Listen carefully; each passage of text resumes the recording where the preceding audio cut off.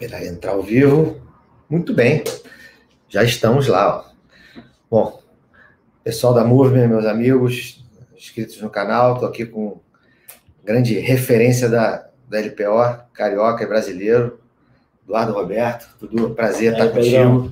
Tamo junto, tamo junto. Muito obrigado. Agora conseguimos a juntar, porque uns 3 meses aí. A primeira tentativa, a gente errou um mês.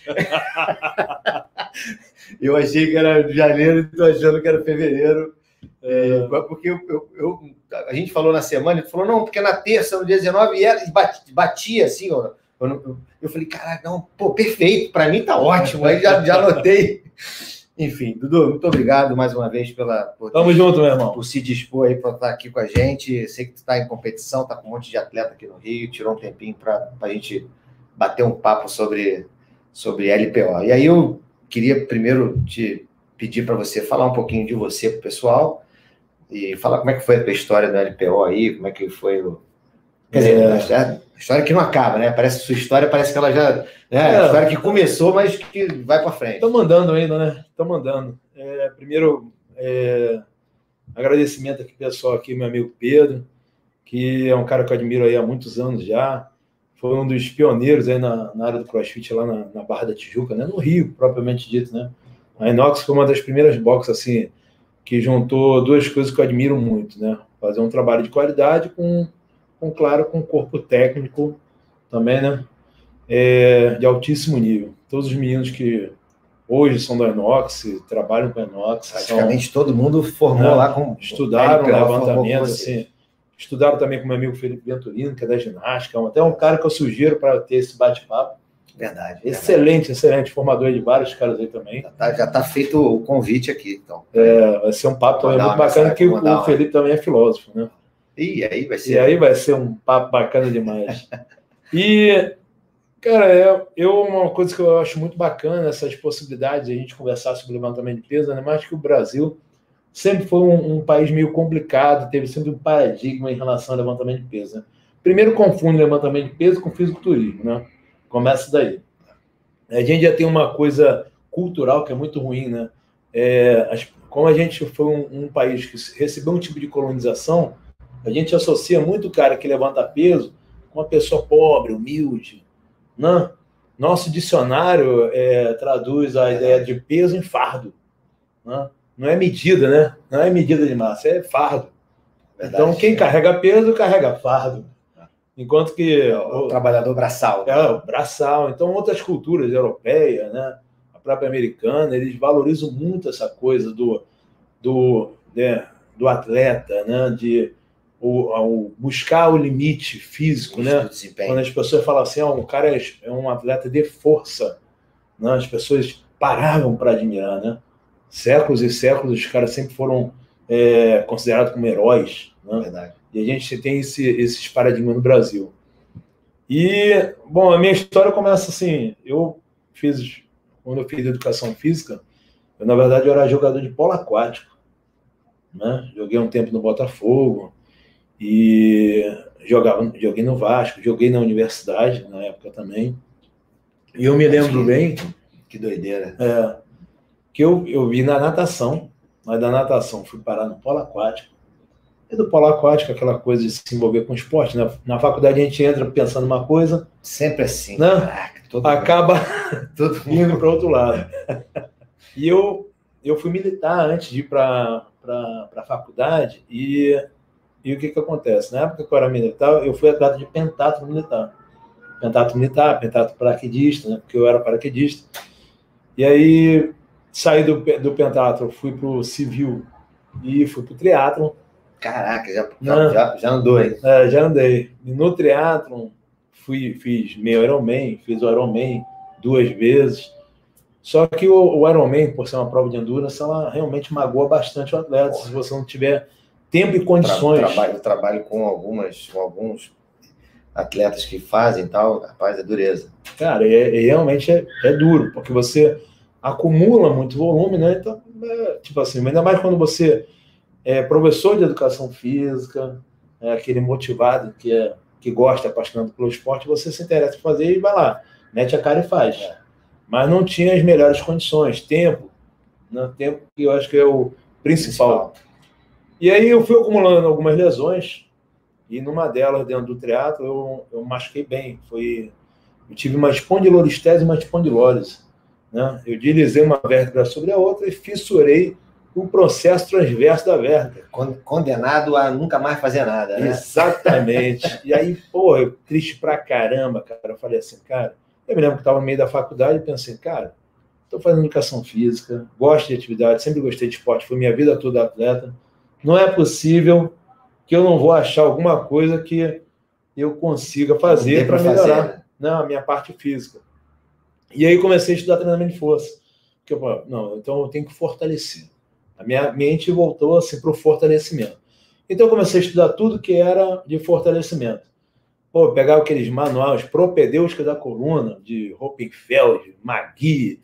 Aí comecei a estudar tudo voltado à característica da minha lesão e o que eu poderia fazer. E aí eu fui bater assim, o que seria... o pessoal fala que a diferença do veneno para o remédio é a dose, né? Então, o que eu poderia fazer que estava no limiar oposto e que deixaria minha coluna ou minha paravertebral, que era a musculatura, forte o suficiente para não ter mais problema. Para não sentir a lesão. E aí eu me lembro que eu li lá, não sei se foi um livro do Fleck, um livro desse, não era de treinamento, era de fisiologia, falando da capacidade, era José Maria Santarém. Um livro de José Maria Santarém. Aí eu li lá que ele tinha que os levantadores de peso olímpico eram pessoas que ele até chama de halterofilistas.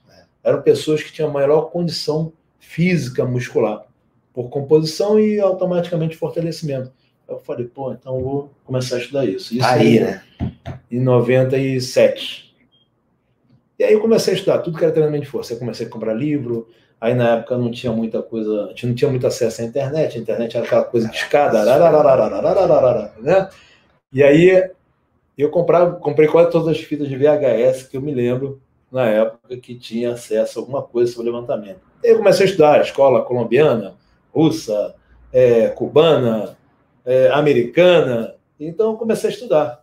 E até hoje eu hoje uso muito no discurso de levantamento essa concepção, né, de as pessoas entenderem que as metodologias são diferentes, mas muitas se complementam. Os princípios básicos ali. Os princípios são iguais.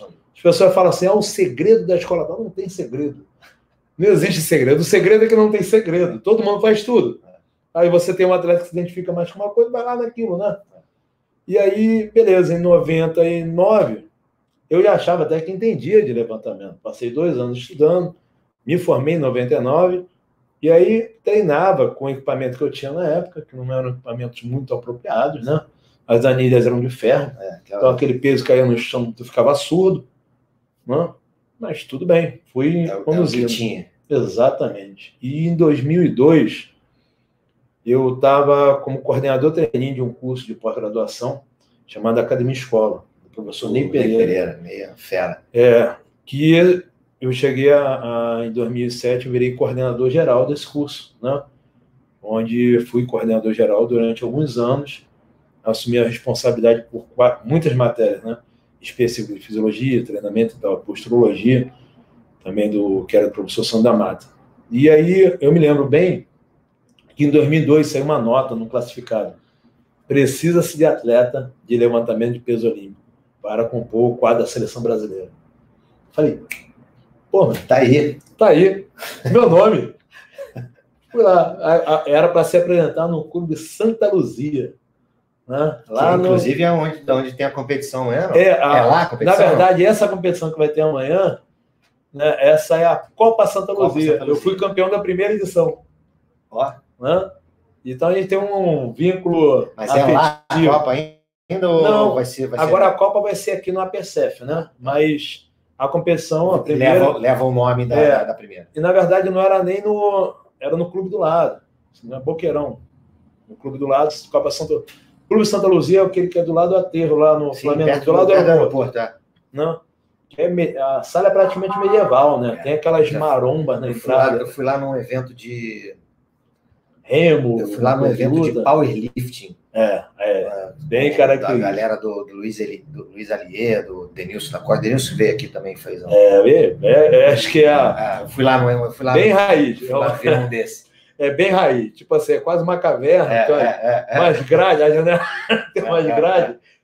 Aí tem um senhorzinho lá, pega lá um supino, nem aquece, vai lá, 100 quilos, senhorzinho, 70 anos, faz o seu supinozinho lá e tal. E aí eu me lembro que a gente ia para lá, aí eu tinha que me apresentar lá, e eu fui lá me apresentar. Aí chega lá, cara, eu vejo um cara branco. Assim, tu olha pro cara, tu vai assim, esse cara não é brasileiro. Não é gringo, né? Cara de gringo, era o Dragos, né? Foi ele que tinha acabado de ser contratado pela Confederação, pela verdade, pelo COB, e aí pediu para a colocação lá, porque ele não tinha atleta, e aí apareceu lá, eu mais uns, sei lá, uma meia dúzia de maluco, né? Porque na época não tinha nenhuma possibilidade das pessoas se interessarem no levantamento de peso olímpico. Tu olhava os caras, todo mundo feio. Hoje a galera que faz levantamento olímpico, a galera toda sarada, bonita, normalmente envolvida com cross, então se cuida e tal. Não. A galera que estava lá era realmente, tipo assim, porra, onde é que acharam esses caras? Então foi esse grupo que eu comecei. E aí, beleza, só tinha uma barra de levantamento para, tipo, 8 caras treinarem. Então, tu imagina o intervalo que ficava, né? Só que a gente foi trabalhando, treinando. Eu me identifiquei muito. Eu me lembro que a primeira vez que eu treinei, eu já achava que treinava levantamento, né? Daí eu cheguei para Dragos e falei assim, Dragos, eu gosto muito de levantamento, treino sozinho e tal. E aí ele falou, não, vamos fazer uma avaliação aqui, então. Faz um arranco aí, né? Para quem não sabe, é o snatch, né? Aí, beleza, fiz o arranco. Faz um arremesso, né? O clean jerk. Aí fiz lá. Aí garoto todo assim, como é que foi o movimento? O que tu achou? Para padrão brasileiro, muito bom. Mas padrão brasileiro, como assim? Mas pro que tem que ser, não. Padrão internacional, muito ruim. Tudo bem, vamos lá, vamos treinar. É isso. E aí passei...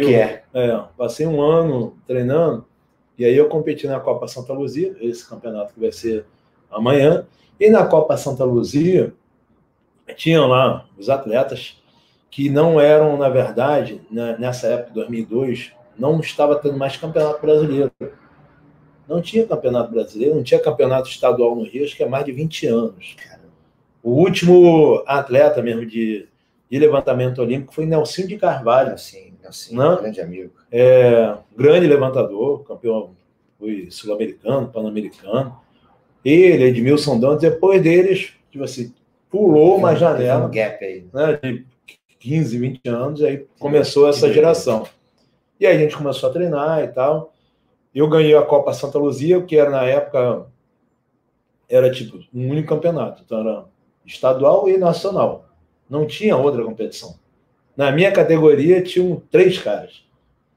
Né? 3 caras, eu não sei se eu dei a sorte, ou fui favorecido, mas fiquei em primeiro. Então, a gente começou mais ou menos assim. E aí, claro, passaram-se os anos, eu virei coordenador geral da Academia Escola, convidei Dragos para também fazer parte do quadro. Então, eu tinha uma aula chamada Treinamento de Força Especial, que era a parte de esporte, e eu gostava muito de falar sobre levantamento. Aí, de vez em quando, eu convidava Dragos, e a gente fez uma parceria que de 2008 em diante, até hoje, nós passamos a dar muitos cursos juntos, né? Mas eu estava falando com o Pedro que a gente, quando o primeiro curso, antes do CrossFit, de levantamento olímpico, devia ter no máximo 10 pessoas querendo fazer o curso. Agora tem fila. Né? Hoje, graças a Deus, pelo Cross aí, a galera se interessou mais. E hoje, uma coisa melhor ainda que aconteceu, essas pessoas que talvez migraram do Cross, trouxeram os filhos que às vezes se interessam especificamente pela modalidade. Exatamente. O que acontece hoje comigo em São Luís do Maranhão, onde eu estou morando. Lá em São Luís, os meus alunos, que são os meus atletas que eu trouxe para cá, muitos são filhos dos meus alunos de levantamento, que gostam de levantamento de peso, treinam comigo levantamento, mas veem no filho um potencial. Eu vou te falar, Dudu, tem outra coisa que... Pensando eu aqui nas minhas filhas, né? Minhas filhas estão com 11 anos, são gêmeas.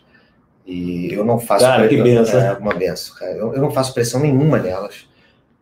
Não boto elas, porque elas não... meu dia a dia não permite que elas estejam comigo direto, né? Que eu vejo que você tem isso. São Luís possibilitou um pouco isso, né? Essa coisa de estar... Essa proximidade. Não Cara, sei Pedro, você tocou num ponto assim muito forte para mim. Eu não tenho muito isso, não. Pedro, acho que foi o principal motivo... Ó, digo para você. Eu acredito. O principal motivo de eu ter me mudado do Rio de Janeiro foi meu filho. Isso faz uma diferença do caramba, né? Não, você tocou assim no ponto, para mim, chave. Mas aí, assim, o que acontece? Eu não faço pressão para elas. Não tem que fazer aqui, não tem que fazer nada. O que elas gostam de fazer? Então, elas fazem natação, elas dançam. Então, elas fazem a atividade física delas, mas como qualquer criança não tem, sabe? Não tem aquela coisa de, seu pai fica enchendo o seu saco. Não tem isso. Mas elas estão começando a entrar numa idade que aquela coisa mais, né? De buscar organizada, caminho, né? E aí, pensa só, né? Que é um negócio muito doido.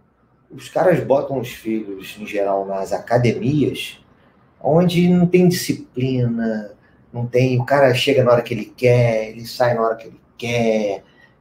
E aí você, além do aspecto físico da modalidade, que é espetacular, como vídeo de força, mobilidade, posicionamento, consciência corporal, milhões de coisas que o trabalho de força fora daquele ambiente ganha força, mas deixa de ganhar um monte dessas coisas.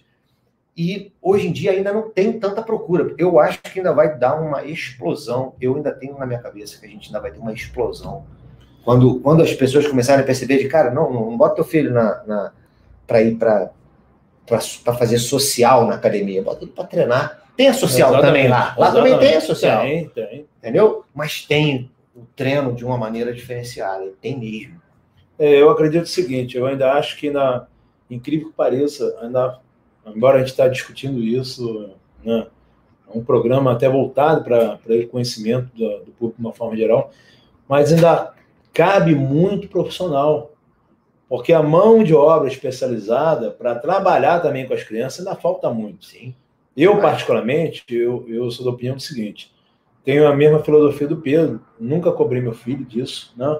Tentei levar o máximo possível uma condição de oferecer estímulos variados, natação, ele fez capoeira, fez judô, né? Fez ginástica olímpica, fez recentemente, então... Talento nenhum, tadinha delas, mesmo que acho que não... mas é aquele negócio do momento, né? Sim. Aí chegou a pandemia, né? O meu filho, mais ou menos assim, ele sempre viu, desde um aninho e pouco, ele sempre viu eu e a mãe dele treinando. Aí eu levava ele para o centro, lá da seleção, né? E levava os dinossaurozinhos dele, botava lá no cantinho e deixava ele lá. No início ele estava lá com o dinossauro. Ele brincava lá com o dinossauro, olhava pra gente e tal. Aí um dia ele chegou para mim, papai, eu queria treinar com vocês. Legal, pois é. Aí eu fiz uma barrinha de alumínio com rolamento, né, que é uma coisa que eu sempre dou a dica para a galera que quer iniciar a criança no esporte, tentar comprar um material mais próprio possível, né, mais direcionado. Eu não gosto de usar com criança bastão de madeira, porque o bastão, às vezes, ele é tão leve que a criança bota onde ele quer, né? Então já possibilita errar. Tira essa possibilidade de realmente onde é que tem que ficar, né? E essa coisa de formação dele, essa parte cognitiva, é muito importante ele ter uma direção. Então ele fazia meio que à vontade, a partir dos 3 anos. Ele se mexia um pouquinho, parava, deixava lá. Ele gostava mesmo era de soltar a barra. Né? Soltava a barra, estava perfeito. Esse era o momento. Então ele competiu com 3 anos de idade. Então ele foi sempre estimulado para isso. Legal. E em 2017, eu fui dar um curso em São Luís, para a academia lá Viva Água, e tipo assim, sábado de manhã, sábado à tarde de aula, e à noite fui passear com ele, com minha esposa, e a gente parou na praça lá, e aí meu filho estava andando, aí Pedro vai entender bem quando eu falo sobre essa nossa vida louca de profissional de educação física. No Rio eu andava mais ou menos 100 km por dia. Não sei se o Pedro deve fazer uma coisa parecida. Faço. Né? Diário. E aí, ou seja, eu saía de manhã, chegava à noite, pegava ele dormindo, voltava, estava dormindo também, às vezes no final de semana dava curso, então era meio complicado. Aí tinha competição? Tinha competição, e quando chegava sábado à noite que você tinha em casa, eu já estava morto, né? E aí, nesse sábado, eu estava lá com ele na praça, ele chegou para mim, papai, Eu morei em São Luís de 2009 a 2011, né, para dar treinamento para essa empresa. E aí eu vim embora, porque tinha os projetos aqui também, a pós-graduação. Aí ele virou para mim e falou, pô, papai, aqui quando a gente está aqui, você fica mais comigo, né? Pô, por que a gente não volta a morar aqui? Eu nasci aqui, né? Então, acho que aqui eu sou mais feliz. Aí... Paulada no peito, né? Então, em 2018, eu estava morando em São Luís do Maranhão. Ou seja, eu larguei tudo que eu tinha aqui. Tudo, eu comecei de novo. Para ter essa possibilidade de conciliar as coisas. Montei uma turma de crianças. Eu montei uma turma de 30 crianças treinando levantamento. Não, o seu Instagram, quando aparece lá, cara, tem a vibração. Pô, eu tenho até vontade de ir lá para conhecer o seu. Cara, vai, meu amigo, vai trazer meu convidado. A vibração lá é diferente. Tenho crianças de 4 até 17 anos, né? No mesmo horário. Que é o horário que eu dava, uma proposta que eu fiz para a dona da empresa. Ela falou, Dudu, levantamento olímpico para criança. Será que isso cola? Colou muito. Os pais gostavam. Adorar, porque eu botava bem... Né? Eu falava com os pais, me reunia com os pais, eu falava assim, eu acho que vocês contrataram o serviço da empresa para oferecer ao filho de vocês a melhor possibilidade de ter uma qualidade de vida. Eu entendo bem os períodos sensíveis que as crianças têm, sobre a parte da ludicidade na atividade, mas hoje eu sou da opinião seguinte, não sei se o Pedro vai compreender isso, ele também tem filha, eu acho que hoje as crianças já têm muita ludicidade. Tem um celular que tem ludicidade, tem um jogo lá que tem ludicidade, tudo tem ludicidade. Então, se você pega uma criança lá, não, claro, o pequenininho de 6, 8 anos, deixa ele brincar um pouco mais, mas 10, 11 anos, ele tem que treinar. Assim? Ele tem que, tipo assim, sim. Vem aqui para fazer isso aqui? Vamos fazer isso aqui. Isso. Não? Falta esse comando, essa disciplina. Vamos fazer. Então, foi mais ou menos assim. E eles já adoravam, os pais, as crianças já gostavam. A criança, incrível que pareça, ela gosta de limite. Sim. Gosta muito de, isso aqui, não, vamos fazer. Não, se a gente não fizer, tipo, não vai bem na aula. Então, e aí, organizei um campeonato, onde 30 crianças competiram, 3 vezes, né, no decorrer de 2 anos, e para eles eu dava, tipo, uma avaliação de movimento. Né? Tipo, a saída, passagem de joelho, puxado, e os árbitros eram orientados para isso. Então, eu fiz o campeonato pensando neles, mas quem pagou a competição foram os masters, né, os adultos. Cobrava o valor lá deles para bancar a estrutura e as crianças eram de graça. Legal. Para incentivar mesmo. E isso também eu fiz pensando no meu filho, porque eu queria que meu filho também tivesse essa coisa da modalidade. Aí veio pandemia. A pandemia acabou com tudo isso. Né? As crianças não foram nem mais para a escola. E aí, meu filho comigo em casa. Aula online.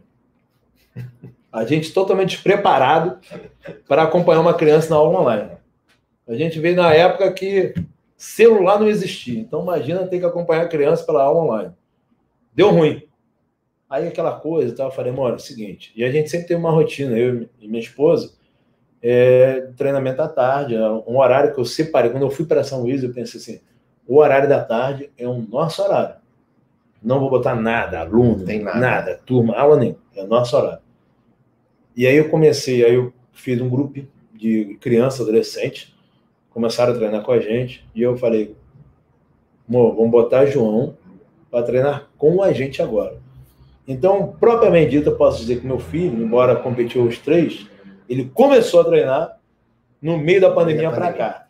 Foi também a possibilidade que eu tive de abrir o centro de levantamento lá, abri agora em 2020. Né? Foi um ano que deu errado para muita coisa, também abriu outras possibilidades. Ou eu abri o centro, ou eu voltava para o Rio. Opção A, opção B. Eu já estava lá, então vamos em frente, né? Vai dar certo, não tenho a menor dúvida. Que vai.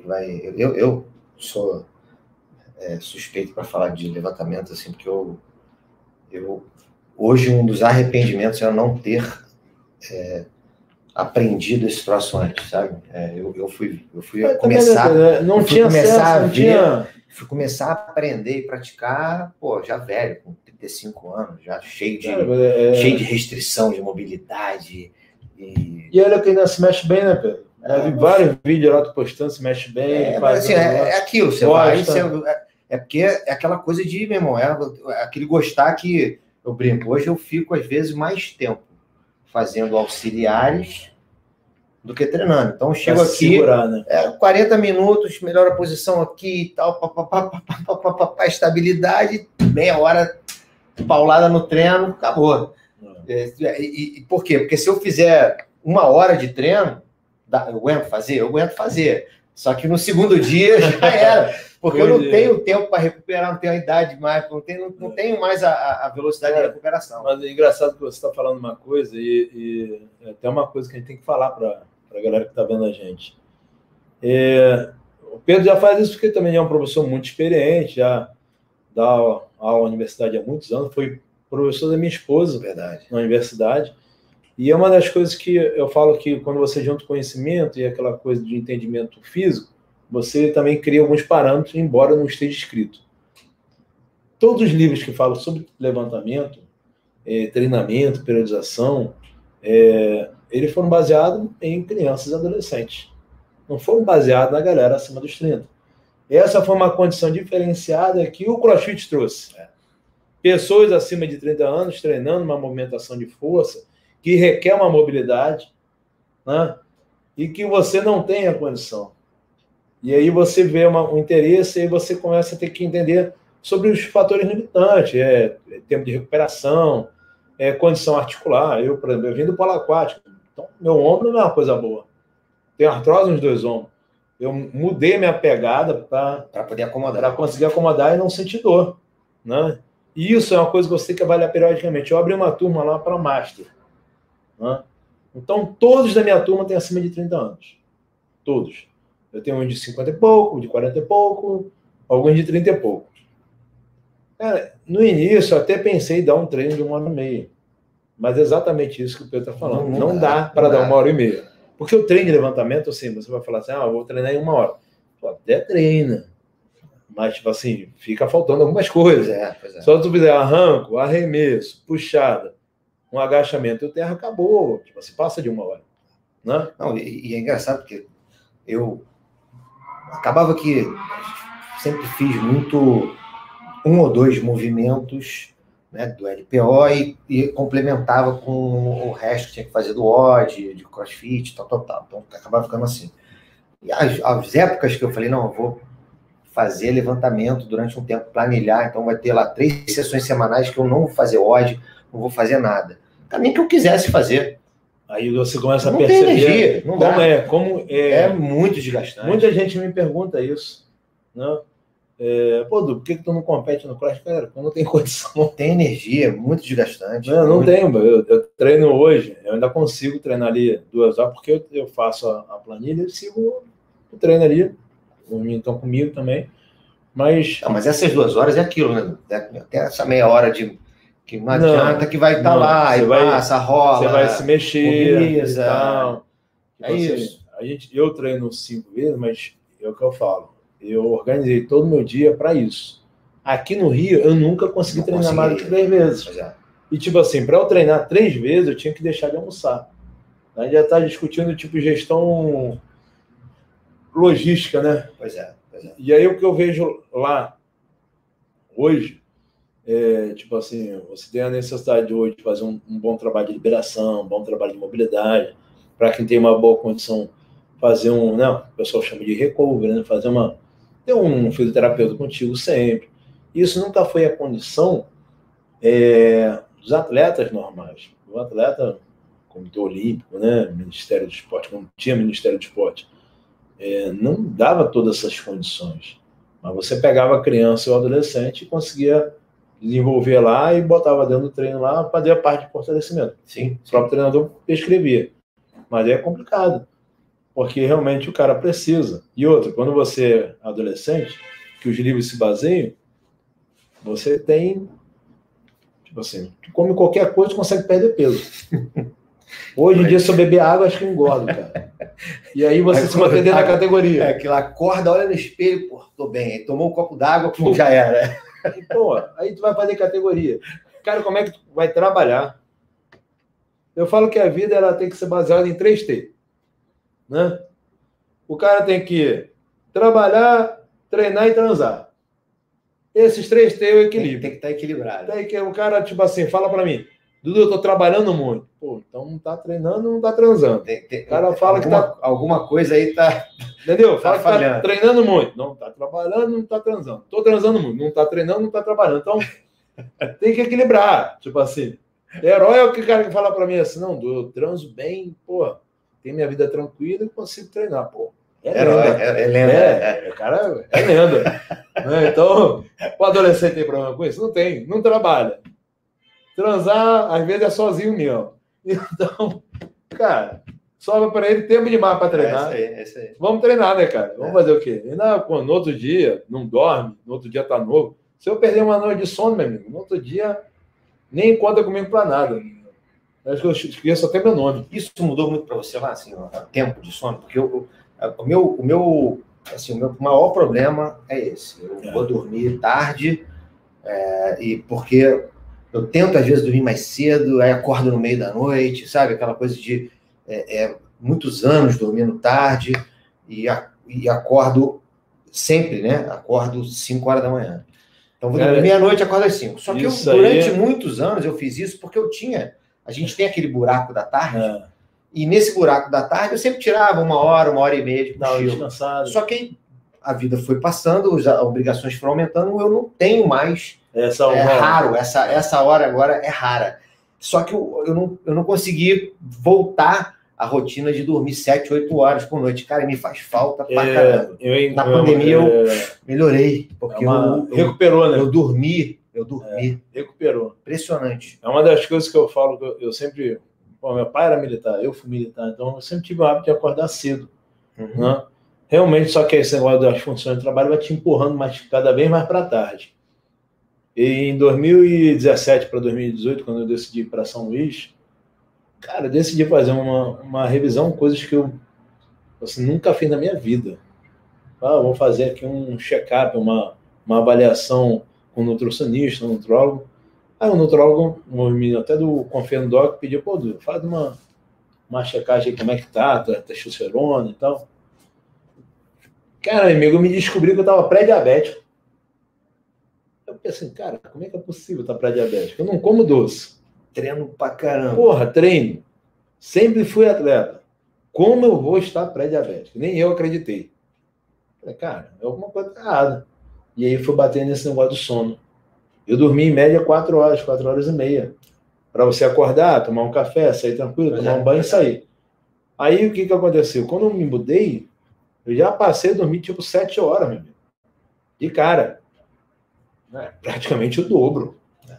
E na brincadeira, meus níveis de glicemia já caíram. Só essa mudança, para mim, já fez uma grande diferença. Eu mudei muita alimentação? Não, cara. Eu nunca comi assim. Eu não pode dizer que eu não gosto de um prato cheio, né? Eu como bem, mas nunca fui de comer coisas recheadas, doces, pizza, sei lá, uma vez no mês, né? Uma cerveja, pô, tu bebe muito? Não, bebo, sei lá, 2 long neck na sexta, 2 no sábado. Não pode nem dizer que bebo, mano. Pô, isso aí pra mim é o café da manhã de domingo. Entende? Então, cara, que é isso, né? Vamos ser sérios. Como é que tu tava assim? Sono. E automaticamente a parte de recuperação ligamentar, muscular, articular. Cara, sempre cansado. Falei, cara, quando cheguei lá, consegui mexer bem, consegui corrigir essa coisa do horário, de treinar todo dia. Na mesma hora, tem a rotina. Na mesma hora, que rotina é uma coisa que parece não... Que o professor de educação física tem outro problema, né? Treina... faltou um aluno, treina. Buraco dos alunos. Aí, cara, você não consegue se manter, né? Tu não tem nem como fazer a tua própria avaliação, porque eu vou avaliar a carga, pô. Treinei ontem 6 horas da manhã, no outro dia treinei, sei lá, 10h30 da noite. Totalmente diferente.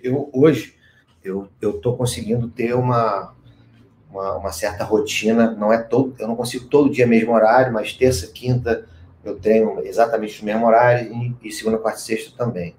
Os horários são diferentes, mas é o mesmo horário.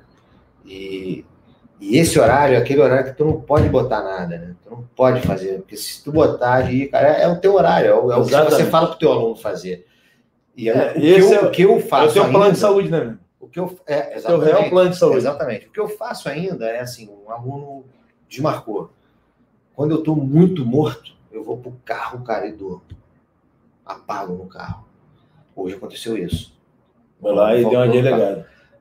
Ou então, se eu estiver bem e tal, dormir bem no dia e tal, eu vou fazer mobilidade, vou fazer uma coisinha, vou fazer uns exercícios mais de estabilidade, uma coisa mais na parte de pré-reabilitação, vamos dizer assim, se a gente pode chamar assim.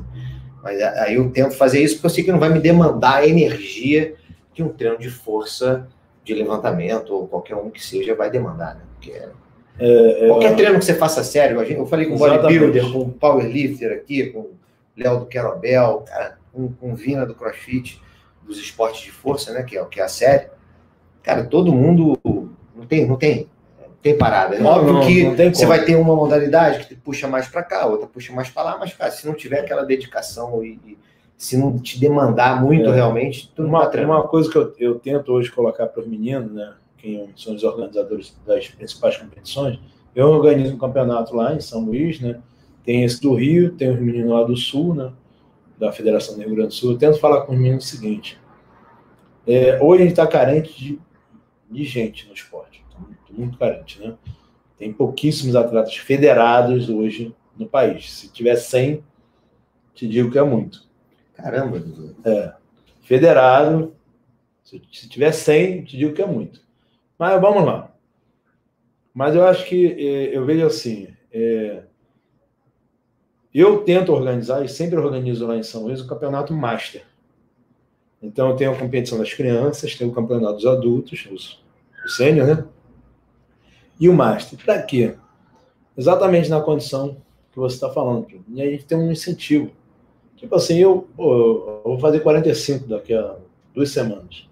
Cara, eu até participo das competições ainda, compito, porque eu gosto de treinar, e gosto de ter metas. Sim. Não, porque se eu não tiver uma meta, eu desmotivo. Eu sou o tipo de pessoa, não vou competir, não vou treinar. Você não programa o treino. Chega lá, o que eu quero fazer hoje? Hoje eu vou fazer uns genéricos. E já é horrível você programar teu treino.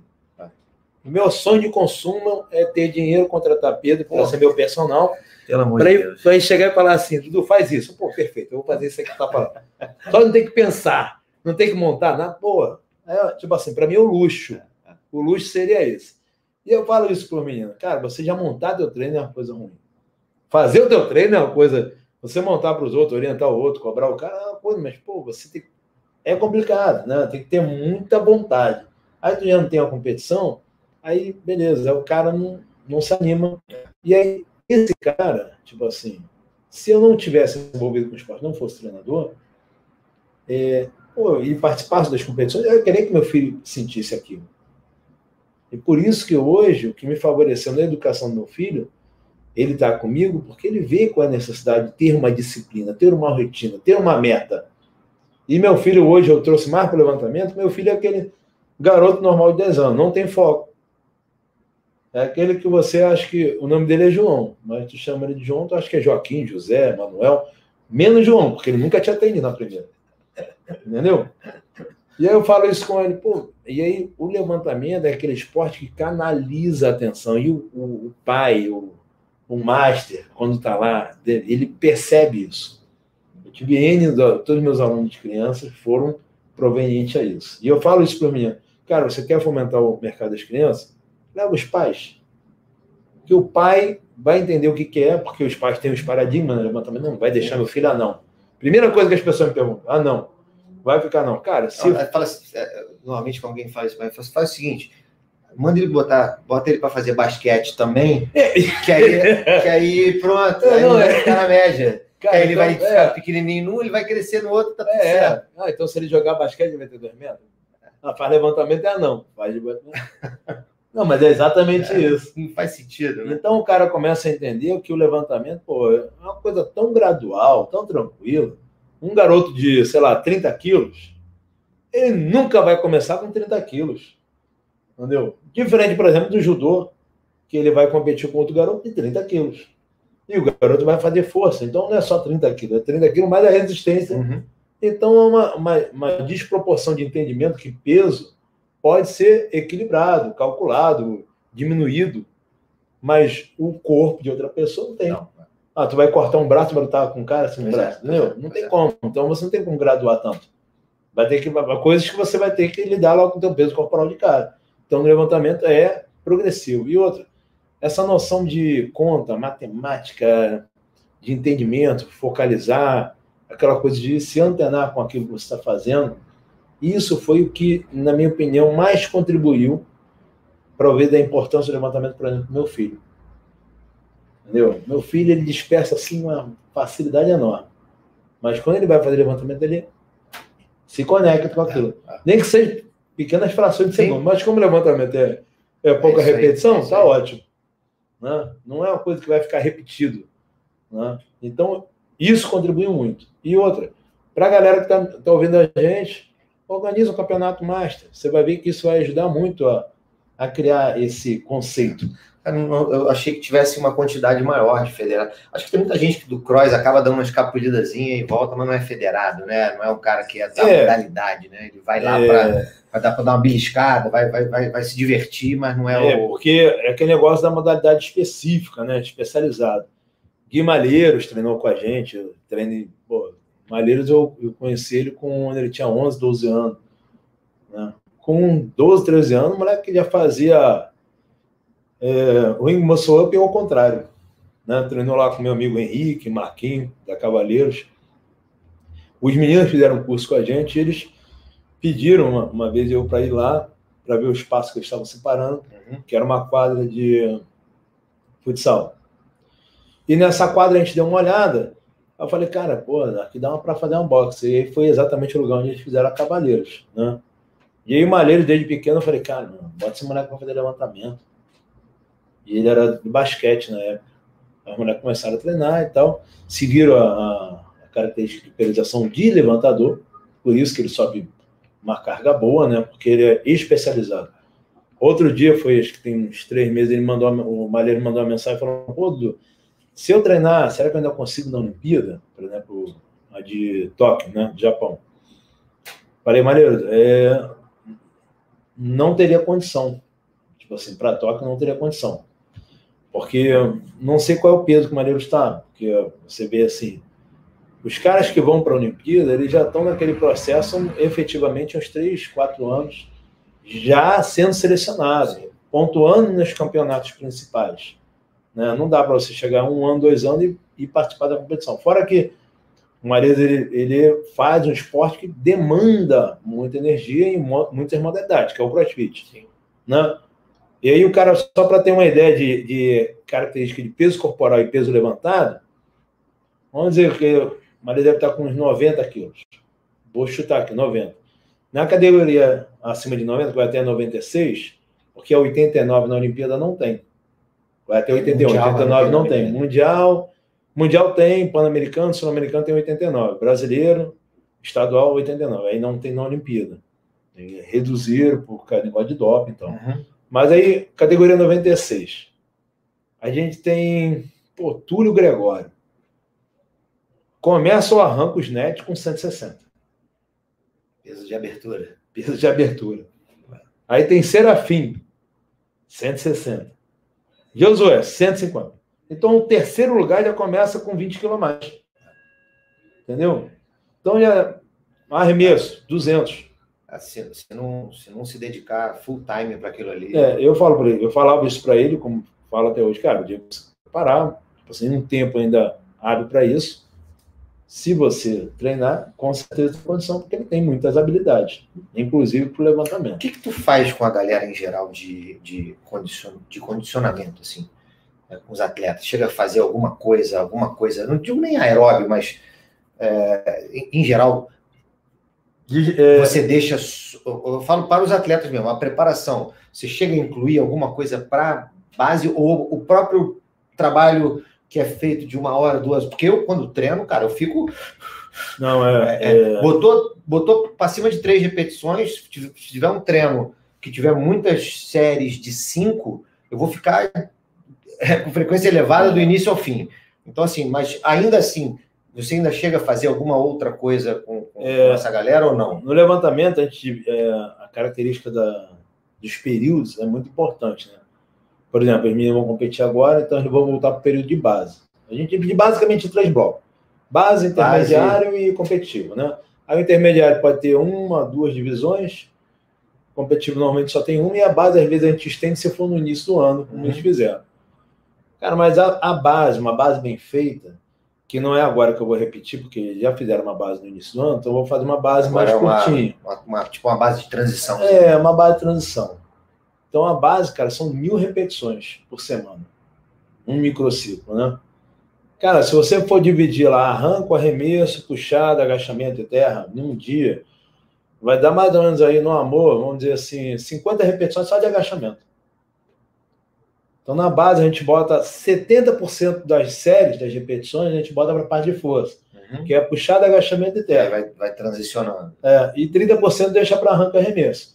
20% para arremesso, porque são 2 fases, e arranco ficaria com 10% das séries todas. Então, de 100% da repetição, 10% é só arranco. O resto é elementos que vão cobrar mais força do cara, né? Aí tu entra em séries que faz complex, cara, já é matador. Se o cara conseguir cumprir a semana, que seria de segunda a sábado, ele já é herói. O que eu faço normalmente é botar 2, 3 exercícios auxiliares para fortalecimento do cara, né? Tipo paravertebral, abdômen, fazer um trabalho de desenvolvimento com kettlebell, fazer um trabalho... Coisas específicas. Se for o trabalho na fase intermediária, eu boto muito trabalho de potência com kettlebell para arremessar o kettlebell, trabalho de pliometria, que é claro que sempre vai ser bem-vindo. Agora, fazer alguns ajustes, às vezes, do movimento, que às vezes nessa brincadeira tem algum atleta que já está machucado, aí você tem que adaptar algumas coisas, né? Mas você tem que tentar manter as repetições, que é uma coisa difícil. É duro. Né? E aí, dentro do possível, o aquecimento, às vezes eu boto um aquecimento geral, que é, por exemplo, um remo, excelente. Sim. Faz uns 500 metros lá, tá ótimo, amigo. O cara fazer os 500 metros, começar com a barra lá, para mim tá perfeito. Eu tô perguntando porque eu cheguei a acompanhar uma época e fazer as planilhas do Greg Everett, lá da Catalyst. E aí ele era um treino básico, e aí no final ele sempre tinha os auxiliares, sei lá, ponte lateral, alguma coisa de escápula e tal. Esses auxiliares sempre eles eram meio circuitadinhos. E é isso, tipo, acabou. E na base, chegou perto da competição, se bobear, nem isso tem, porque para descansar mesmo o cara. Para os meninos que são muito novos, que é o que eu estou trazendo, tem de 16, 17 anos, vou te falar que eu só parei de fazer os auxiliares agora, quarta-feira. Né? Porque um deles, que é um menino que vai para o Mundial, ele tem muita deficiência de escápula. Ele não faz um bom encaixe de escápula. Tem que fazer direto. Então eu tenho que manter ele assim, mas você também não cansa também, assim, a ponto de precisar de um período você tirar, né? Não, agora tirei quarta, quinta, sexta, estão tranquilos, já voltaram aí suas cargas. E se Deus quiser, vão sair bem ainda. Que aí entra aquele coisa psicológica, eles estão muito tempo sem competir. Quase todos estão aí mais de um ano sem competir. Até os atletas que já são atletas experientes estão com, tipo assim, estão meio sensíveis, né? Já estão muito tempo sem.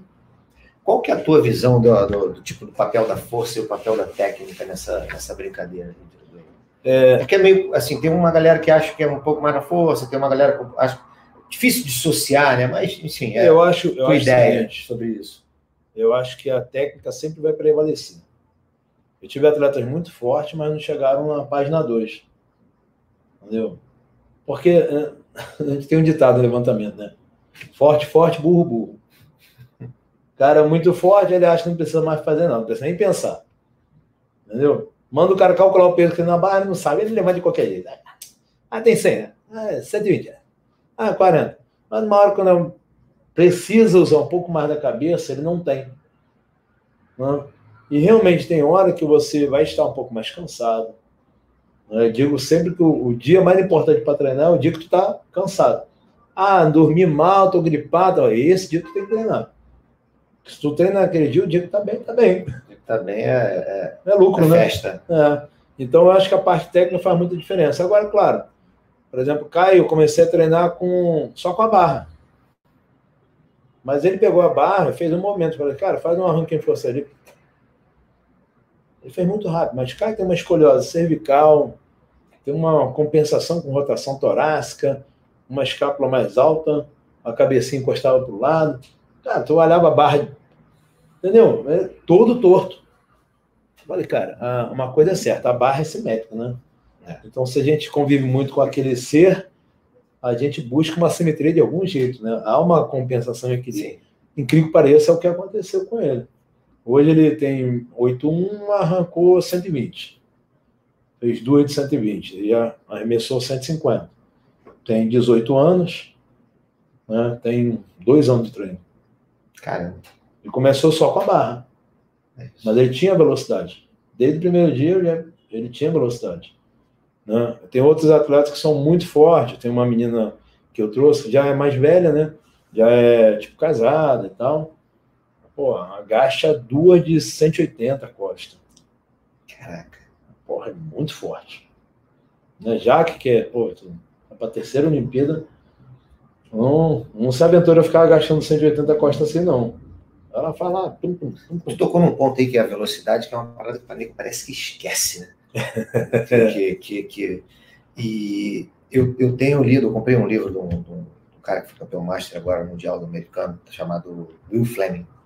Atleta deve ter sido nem medíocre no cenário mundial enquanto era atleta mais novo, e master tá ganhando. E aí ele começou a usar o treinamento, prescrever muito baseado em velocidade. E aí ele faz algumas coisas, eu ainda estou começando a entender o que ele usa, porque é tão distante da minha realidade do dia a dia, que é uma coisa mais para eu entender, para o que eu gosto de estudar e tal, do que aquela coisa que tu vai pegar e vai aplicar na hora. Mas ele usa algumas coisas do tipo, ele mede a velocidade que o cara faz no muscle snatch todo o treino, para ver como é que o cara tá no dia. Legal, tem alguns conceitos legais aí. Tipo assim, eu acho que agrega bastante. A mesma carga, todo dia o cara faz a mesma coisa, e ali ele tem uma noção de se aquele dia o cara tá melhor, se aquele dia ele tá pior, e aí aquilo ajuda a ajustar um pouco o fino do peso. Então tem algumas coisas interessantes. Mas realmente a velocidade é um negócio que nego parece que esquece, né? E no levantamento faz toda a diferença, porque você vê, hoje mesmo lá, tava Serafim, tava o Rafa treinando lá, subindo peso, tranquilo, assim.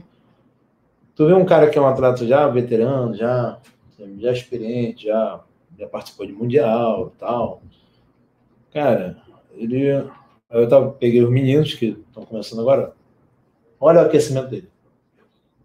Aí ele começou lá, pegou, botou lá, mexeu com a barra, 60 em pé. Aí ele fez 6 séries de 2 repetições de 60 em pé.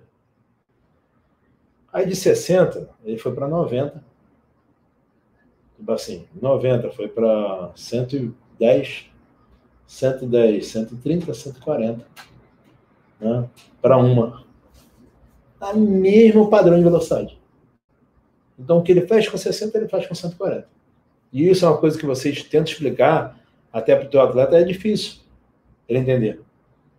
Mas é porque botei mais peso, então eu vou me sacrificar mais. Aquela coisa assim, vai ficar mais pesado. Não, cara.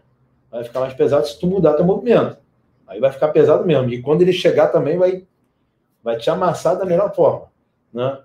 E você vê, às vezes, o mesmo peso, o cara mudar um pouco a questão da velocidade, o peso entra totalmente... Pô, tirou o peso? Não, o cara só mudou a velocidade. Isso você vê muito bem nesse ponto final de arranque, eu acho que é uma deficiência de todo atleta brasileiro. Ele faz uma puxada, às vezes, boa, mas da puxada para esse final, que a gente chama de gancho, ele não faz bem. É um movimento meio... E aí vem o menino do cross que ainda faz essa batida e a barra vai lá na frente e volta. Né? Faz uma parada assim, bem lenta. Que é até uma diferença da escola americana para o resto do mundo. O problema da escola americana que os Estados Unidos parou de investir no levantamento mais ou menos até a década de 80. Que aí tem essa coisa da antiga União Soviética, Guerra Fria e tal. Aí a Rússia começou a dar porrada lá nos americanos, e os americanos, não para de fazer isso, vamos fazer outras coisas. Basquete, natação, atletismo, ganhavam de muito, mas no levantamento tomavam porrada. E aí eles pararam de investir, fecharam os centros.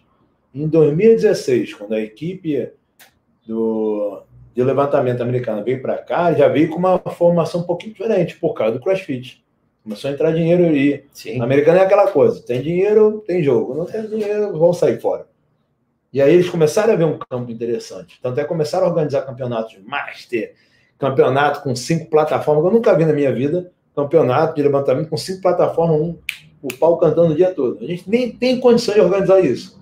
Tu organiza um campeonato, se junta todos os caras de levantamento para organizar a competição. Entendeu? Se faltar um, já vai dar ruim. Já aprendeu? São 3 árbitros, um mesário, faltou um.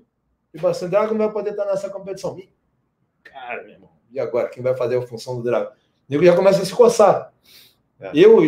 Eu até brincar, ia competir no domingo, Drago falou, não vou mais competir, deixa para lá. Entendeu? Porque vai dar problema. Né? Então, os caras contrataram, tipo, Pyrrhos Dimas, uma lenda do esporte, por 3 medalhas olímpicas, para diretor técnico, e contrataram 50 europeus de uma vez só. Pergunta quantos treinadores de levantamento tem no país. Eu te digo o nome deles. Não vai passar na minha mão. Entendeu? Tipo assim, não tem 10 treinadores de levantamento no país que trabalham, tem atletas e vão para o Nacional. Tu vê lá no Nacional é meia dúzia, cara. Tem equipes, né? Equipe, então, meu Deus. Às vezes o cara vai com um atleta. Entendeu? Então é uma área que carece muito de gente. Né? E aí eu falo isso aí, a metodologia americana, até a década de 80, acabou em 73, 72, aquela coisa de fazer o shoulder press antes, né? O cara fazia um shoulder, e aí fazia o arranque, fazia o arremesso. Então tinha um movimento de força antes do movimento de potência e velocidade. Então as cargas eram uma, e depois dessa década de 70, quando tiraram o shoulder, o desenvolvimento militar, a carga de arranque e arremesso já subiu.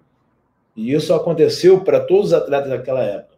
Como os americanos pararam em 80, né, meados de 80, os atletas da época eles tinham um ombro muito forte. Então eles permitiam os caras fazerem e segurar aquela posição, né, que o pessoal faz de rotação externa, né? Aqui. Né, eles fazem com a palma da mão, lá de rotação externa, enquanto que o resto do mundo passou a fazer o quê? Ao contrário. Rotação interna e encaixar lá a escápula. Cara, tu tocou num ponto que quando eu comecei, eu via os vídeos para analisar e eu olhava aquilo, todo mundo fazendo em interna. E todo o material, e aí vem o meu viés de leitura sempre foi americano. Por causa da facilidade, tem mais quantidade, comprava na Amazon, é mais fácil de ter acesso. E, cara, tudo que eu li, rotação externa, e tu bota e não encaixa a barra, cara. Impressionante. E eles seguem nisso, né? Até hoje você ainda escuta. O próprio Cross, quando ensina lá no Level 1, exato. Palma da mão para cima, coloca o bastão, exato. Né? E aí o cara não entende como é que não vai. Mas na década de 70, o cara de 90 e poucos quilos desenvolvia em força 180. Cara, o cara tinha um ombro, não tinha um ombro, tinha um pilar daqueles romanos lá, né, em cima da articulação. Assustador, né? Então, ele segurava, né? Aqui a galera de hoje, nem a parte de força faz muito pouco. Então, você tem uma articulação, vieram os chineses com aquela congruência articular perfeita. Então, um chinês, o cara encaixa a escápula, que parece a pirâmide do Egito, né? Passa uma navalha ali. Entendeu? Aí forma aquela cadeia ali fechada. Aí tu entende porque o Lee Jun faz aquele squat jerk dele com 200 quilos, o cara de 73, 74 quilos. Assustador também. Entendeu? O cara segurar naquela posição embaixo, que tem que ter uma mega mobilidade. E até uma das coisas que eu falo, o cara fala assim, vou me especializar na escola chinesa. Cara, quantos anos tem? Pois é. 20 e pouco. Impossível. Esquece, meu irmão. Isso. Cara, os caras fazem isso com 7, 8 anos de idade. Eu não sei se tem uma explicação, deve ter, imagino que você saiba disso, mas parece ser mais frequente o squat jerk entre os chineses nos atletas masculinos que no feminino a maioria faz split, né? É porque a geração feminina começou depois de 2000, né? Na Olimpíada, a primeira vez que a mulher competiu no levantamento foi em 2000. E até essa coisa de análise estatística de esporte de força com mulher e esporte de força com homem sempre saiu defasagem. Me lembro que eu tinha um gráfico que eu botava em 2004, que eu apresentava na pós, que mostrava esse comparativo. As mulheres tinham uma carência de força muito grande em comparação aos esportes de resistência, que eram uma maioria que treinava.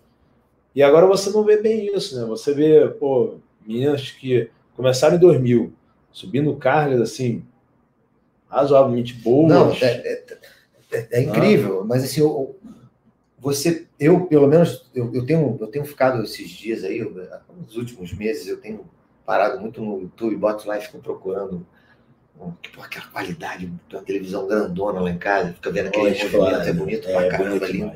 E aí eu procuro tal, cara, e as chinesas, em geral, as próprias coreanas, cara, tem mobilidade, em teoria, né? Em geral, a mulher tem uma mobilidade um pouquinho maior que o homem e tal, e, cara, elas quase invariavelmente optam pelo split. Eu acho assim... Não sei se eu estou falando alguma bobagem aqui, tá, Dudu? Mas é porque isso é uma observação. Pode ser que não. Pô, na estatística da competição tem tantas mulheres quanto, mas é porque assim, talvez eu tenha me deparado menos. Né? Na estatística da Olimpíada, eu vou te falar que é menos de 10%. Não vou te dizer o número certo, mas é menos de 10% que faz o squat jerk. Até entre os chineses. Não é um número grande. Pois é. Eu acho que o squat jerk é um misto assim, de você, assim, não. Assim, desculpa a expressão, eu sou foda, eu vou fazer desse jeito. Entendeu? Porque você faz 2 agachamentos a fundo. Pois é. Só que o segundo ainda é de uma forma pior, porque o peso está numa base mais fechada, né? E o peso está acima da tua cabeça. Se tu botar um pouquinho na frente ou um pouquinho atrás, tu vai perder. Como o próprio Lee Jae-jung, que é o melhor atleta chinês, já perdeu a Olimpíada por isso. Pro cara do Cazaquistão. Eu tava lá nesse... Pô, foi... Ali foi assim...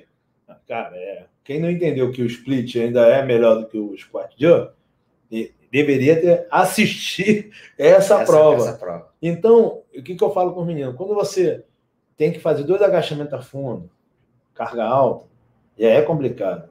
No teu limite, dentro de um movimento técnico que é o arremesso, é pior ainda. Quando você faz a tesoura, de certa forma você tem uma base maior, não? Uma base maior, então quanto maior a base, mais estabilidade. Fora que se você a barra escapa um pouco na frente, você vai lá. Você consegue dar uma se mexe lá, mas se não você faz no squat jerk, tem que perder um pouquinho, já era mesmo. Vai perder a barra. Pô, se não me engano, o Lee Jae-jung perdeu 2 de 3.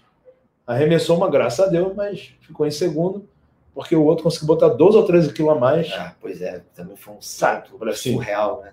E ele ainda ficou olhando para ver se os caras iam validar. A gente lá, aí quando os caras deram, aí eles começaram uma dancinha maluca. Sei lá o que eles de casaco que fizeram, cara. Eu sei que foi uma Olimpíada que foi legal para quem. E ficou lotado o levantamento, né? É uma coisa que eu achei muito bonita. Eu fui convidado para ser coordenador da área de treinamento, mas, cara, na época não dava. Na Olimpíada, fui no pré-olímpico, não fui na época lá.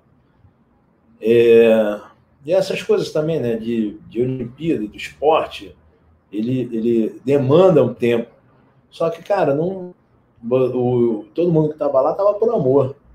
Ninguém recebeu dinheiro, nada por isso. Pois é. E aí você, no final do mês, vai ter que pagar as contas do mesmo jeito. Então é complicado essa coisa de vincular esporte. Aí, uma coisa que eu tenho que concordar até com o Drauzio, quando eu falo assim, cara, o Brasil não é profissional no esporte. Realmente não é profissional. Futebol, talvez, um ou outro que não permita isso, mas tirando isso. Eu vejo muito que a gente que é apaixonado pelo esporte, cara, para abrir um centro de levantamento, trabalhar só com levantamento, eu levei praticamente 20 anos na minha profissão. Para ter essa possibilidade, né? Assim, hoje eu trabalho só com levantamento. Né? É o que hoje acontece comigo. Eu trabalho 24 horas com levantamento. Escrevo, estudo, hoje tudo que é voltado para o levantamento. Tudo que eu adquiri, talvez, no conhecimento, claro que foi muito importante para muita fase. Trabalhei muito como coordenador de academia, coordenador de pós-graduação.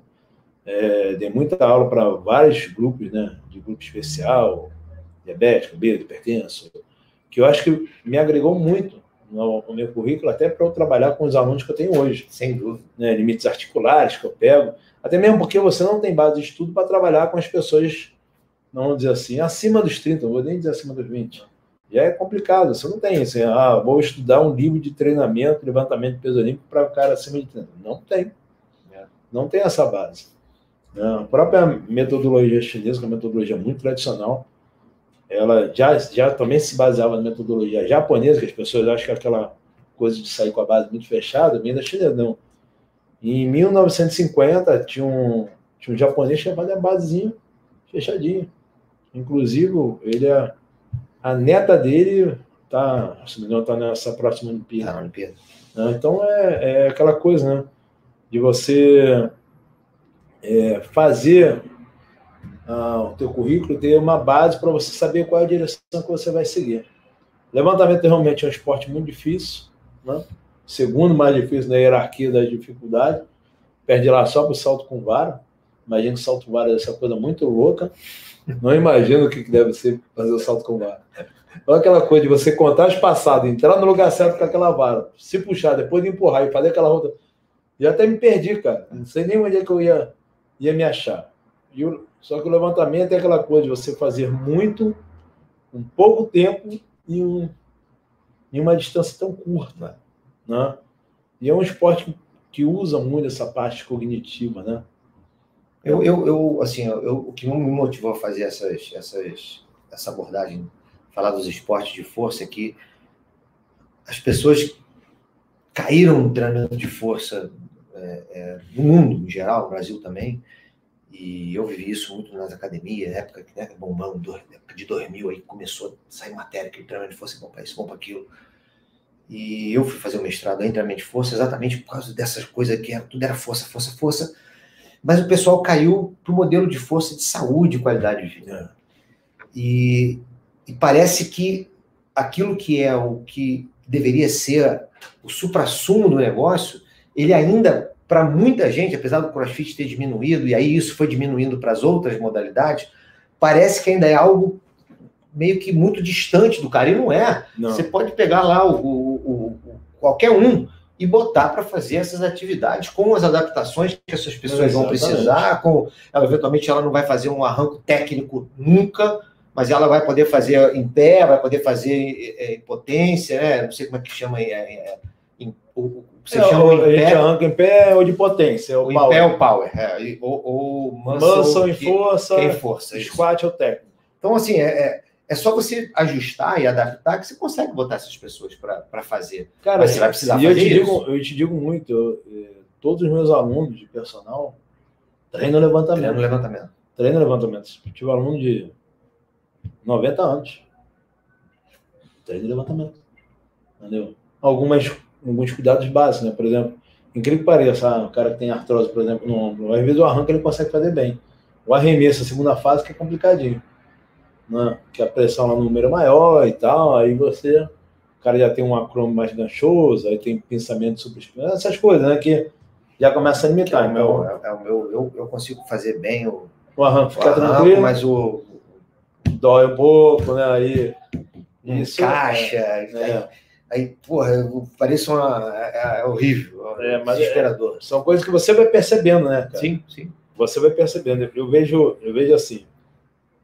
Tem um livro, acho que não sei se foi o Scott Power que escreveu aquela produção de watts.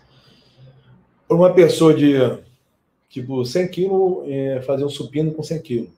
Aí ele mediu lá e deu tipo 300 watts no supino, né? Então, o levantamento terra, o agachamento, deu 800, se não me engano, 800 watts. No arranco em pé, o power, né, pode dar 5.200. Então, se você tem... É assustador a diferença. Porra, se você tem lá, sei lá, 30 minutos com o teu aluno, tem que fazer um treino que tem um gasto calórico alto, gera coordenação, melhora a força, equilíbrio e tal. Cara, por que não tu não vai dar um arranco? E também tem outra, né? Aquilo que a gente estava falando mais cedo.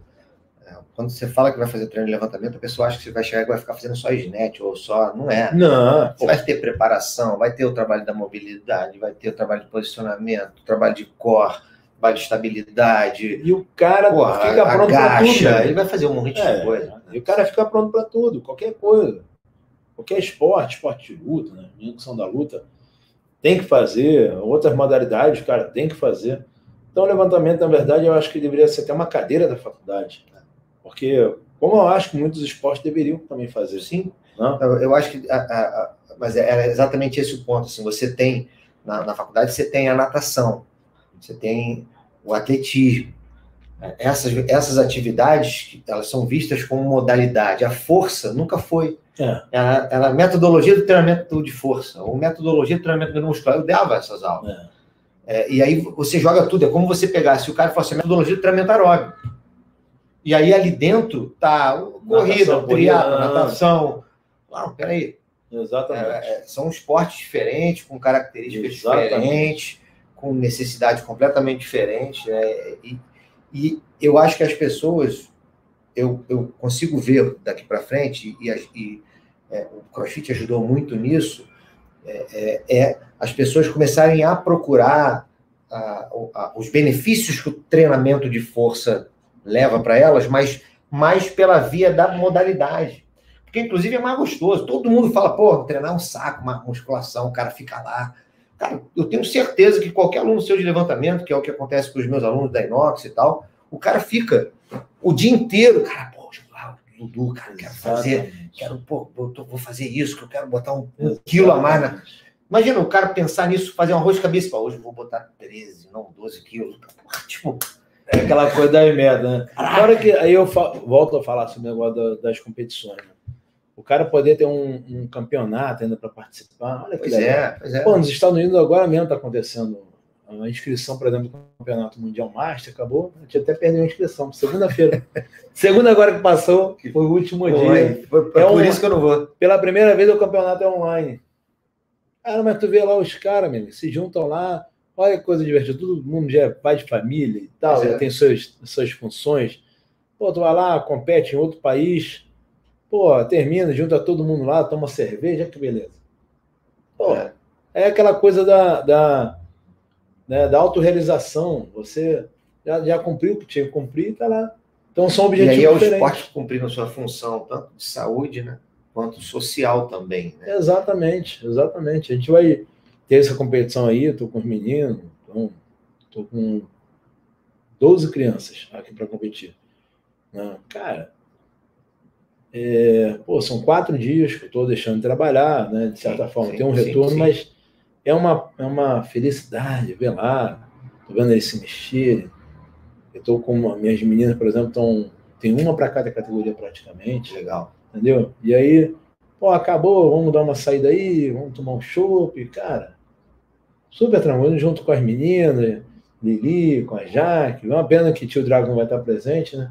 Porque o pós da competição, você ter feito muito maneiro, né? Aí você vê a realização concreta do teu trabalho. Eles treinaram isso que eu montei e aí deram esse resultado. Pô, vamos para a próxima etapa agora. Né? Isso que é bacana. E, tipo, São Luís, quando eu cheguei lá, não tinha levantamento, não tinha crossfit. Quem levou o treinamento funcional para São Luís foi eu. O crossfit, fui eu que apresentei o primeiro box lá. E aí, claro, levei o levantamento agora quando fui morar. Dudu, olha só quanto tempo que a gente está falando. Cara, eu falei que a gente ia fazer os 40 minutos, tem 1h13 minutos. Sinistro. Eu vou ser obrigado, infelizmente, a interromper aqui o nosso papo. Queria, cara, te agradecer demais. Boa, Pedrão. Sensacional. Foi muito legal. Eu gostei. Precisa fazer outro. Vamos fazer online, paciência. Só a gente vai ter que fazer online. Na próxima a gente vai botar aqui dois chaveiros aqui, dois também. Aí tem que ser no final do dia, gravar no final do dia. Camarada, sério, muito obrigado. Foi espetacular. Pessoal, assina aí se inscreve aí, se inscreve aí no nosso canal para você ter as notificações, aperta lá o sininho para quando a gente estiver colocando conteúdo novo vocês poderem ver. Interage aí com a gente, segue o Dudu lá nas redes sociais. Dudu, fala aí do centro, como é que o pessoal te acha aí para... Cara, bem simples. Dudu LPO, Dudu _ LPO. Bem simples, é fácil, né? Perfeito. E aí tá lá, assim porque uma galera que gosta de ver essa parte, tem muitos vídeos que eu botei já no IGTV, que tem várias dicas lá que eu sempre deixo de graça. Eu vejo direto. Galera, vê que é maneiro. E é maneiro também de ver treinando, porque quanto mais a gente vê as pessoas treinando, a gente se motiva para treinar, e você vê o outro treinando. É isso mesmo, cara. Eu até falei para ele assim, pô, irmão, tá vendo? Aí Pedrão se mexendo, faz direitinho, vai bem. É legal, tem que, enfim. Eu vou fazer uma proposta para Pedro, a gente vai montar aqui uma equipe master para viajar. Vamos mesmo. Esse campeonato ano que vem vai ser, sei lá, Canadá, vamos lá todo mundo junto, sei lá se a gente vai competir, mas com certeza a gente vai lá, vai brincar, se divertir. Vamos junto. Valeu, camarada. Obrigado. Valeu, Pedrão. Obrigado aí. Um abraço, galera. Valeu, pessoal. Um abraço.